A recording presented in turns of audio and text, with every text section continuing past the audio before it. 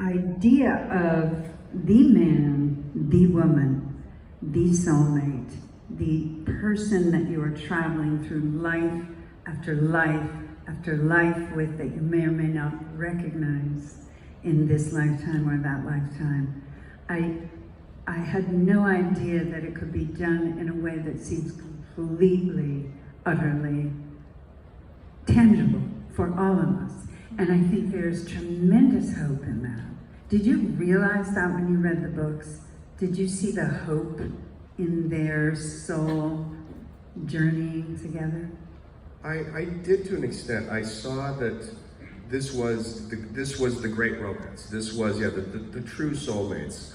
And I was immediately like, wow, that's a tough one. How do we pull that off?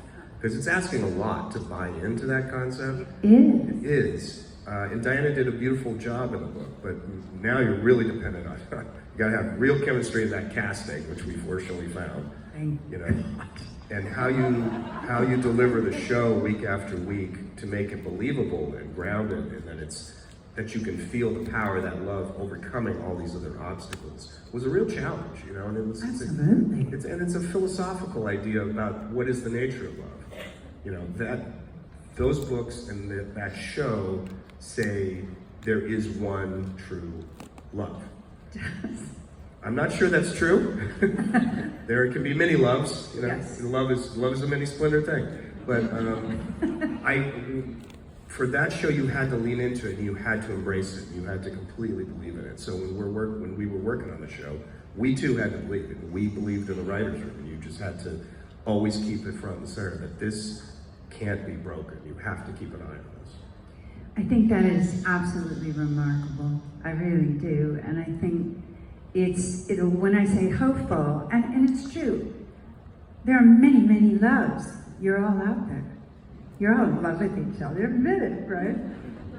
But it is possible that there are combinations of selves and pieces of selves that you may, if you're lucky enough, run into and get to flourish with, rather than, I do think, if you buy into the concept, which I do, there's also collisions that can occur, which you've also written about or shown us. And I'm wondering for you, when you're shooting something like that, and you're all clear in the writer's room, but when you get onto the set, and that's the concept you're creating, how does that affect the crew? What did you notice? There's a big gulf between the writer's room and the set, right? Yeah. It's a different medium. It's a different art form. And when I'm on the set, I generally don't like being on the set. You know, I'm not a showrunner that's on the set all the time. I go, especially in the pilot, the early days, I'm there because there's decisions to be made. You gotta, you know, hey, do you like this wall color? You know, no, repaint that. You know, so there's a lot of that going on. But I'm not an actor, and the craft of acting and the art of it is something very different. And I don't always see it. There's times I'm watching it live on set, and I'm not sure if it works or not. Right. And I have to see the footage later, and then I have to see it cut together. Yep. It's not until I'm in the editing room that, with an editor who's putting the footage together, and I'm watching the flow of the piece, and seeing how the emotion plays there. I mean, that's the art form of film. Is really, it's film. It's like you're watching motion, you're watching the performances and how they flow together, and realizing that, oh, you know, she was better in that take. Let's use take 2 here instead of take 3, and then the whole scene like pops, you know, or God, we're gonna have to reshoot this because it's just not working. But on the stage, I'm always just kind of hoping for the best. It's like, I think they've got it, I think we understand the intent of the scene, but I really have to trust my director and my cast that they understand what we're trying to do, and that later when I'm watching it in the cutting room, I'm gonna go, oh yeah, wow, look at that. Do you ever feel like you have to really talk to the crew and clue them into where you are? Or do you think by the time you get there, they're ready to shoot what you were envisioning? Well, you talk to the department heads and the crew to a certain extent. You really have conversations with the department heads, the head of makeup and the head of costume, and art direction, and on down the line, construction, and they're talking to you and showing you plans, you're making plans, you're having endless production meetings, and through all those meetings, I'm telling them the story. I'm telling them why we need this scene.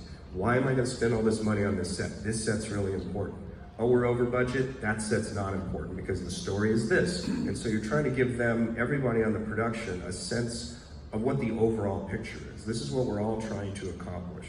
So help me make this movie. Help me tell this story. So you're constantly trying to invest the whole team with a sense of what we're trying to do. It is a team sport. We're all trying to accomplish a goal together. And the more communication I have with them about intent, the better. I don't know how to do their jobs. I don't know how to construct costumes. I don't know how to make a set. There's a lot of pieces of the puzzle I don't personally know how to do, but I know what I'm trying to achieve. And so I leave it in their hands. Here's what I want. Try to get me from here to there. If you were to go back and to, let's say, Battlestar Galactica, and either start it, if you were starting it now knowing what you know. Yeah, let's do that. If you were to go back, if you were to start Battlestar now, as opposed to 2003, do you think any of it the way you approached it would change, or do you think that, the world has changed in a way it hasn't at all? What do you think? The story itself would probably be different because I wrote it at a specific moment in our lives and in our history, right? I was approached to do the project just a few months after the 9/11 attacks. As it was developed, the invasion of Afghanistan had happened, and then Iraq, and Guantanamo Bay, and we were dealing with the Patriot Act, and a lot of issues of freedom versus security, and terrorism in the modern world, and fundamentalism, and there were all those issues were so current and so forward in terms of what we were all thinking and feeling and talking about. And I wanted the show to talk about who we were at that moment.